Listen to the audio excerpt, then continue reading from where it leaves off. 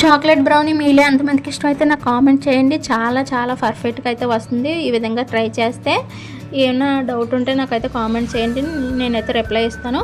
First వచ్చేసి dark compound chocolate అయితే తీసుకోవాలి. అది 180 గ్రామ్స్ తీసుకొని ఇందులోకి బటర్ వచ్చేసి 120 గ్రామ్స్ అయితే తీసుకొని డబుల్ పాయింట్ మెథడ్లో అయితే మెల్ట్ చేయండి. ఇలా మెల్ట్ చేసిన సిరప్ మొత్తం పూర్తిగా చల్లారిపోయిన తర్వాత మాత్రమే ప్రాసెస్ అయితే స్టార్ట్ చేయాలన్నమాట. లేదంటే అంత బాగా రాదు కేకు. ఇప్పుడు ప్రీ హీట్ చేసేసుకున్న తర్వాత ఇప్పుడు పూర్తిగా చల్లారింది. ఇప్పుడు ఇందులోకి షుగర్ వచ్చేసి 150 గ్రామ్స్ వేసుకొని బీటర్తో కానీ విస్కర్తో కానీ ఒకసారి ఈ విధంగా అయితే కలుపుకోవాలి.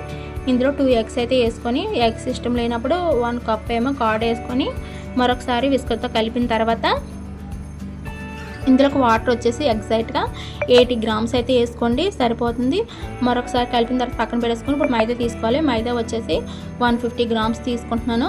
ఇందులోకి కోకో పౌడర్ 2 స్పూన్లు, బేకింగ్ పౌడర్ ఏమో 1/2 తీసుకొని జల్లిచ్చేసుకోవాలి. ఇలా జల్లించిన దాంట్లోకి ఇప్పుడు మన చాక్లెట్ సిరప్ మొత్తం వేసుకొని ఒకటే డైరెక్షన్లో మొత్తం కలిపేసుకోవాలండి.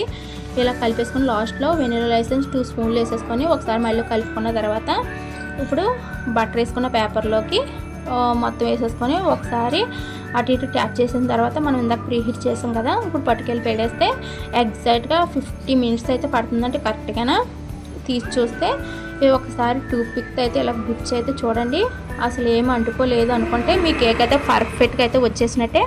ఇప్పుడు కొద్దిగా చల్లారిన తర్వాత తీసి చూస్తే చూసారు కదా చాలా పర్ఫెక్ట్గా అయితే వచ్చింది. ఈ విధంగా ఒకసారి మీరు అయితే ట్రై చేయండి, చాలా అంటే చాలా బాగుంటుంది. ఇందులోకి వచ్చేసి ఐస్ క్రీమ్ అయితే వేసుకొని తినండి, వెనిలా అనమాట. ఇంక చెప్పనవసరం లేదు, ఇంకా టేస్ట్ అయితే అదిరిపోతుంది. ఓకేనండి, బాయ్ బాయ్.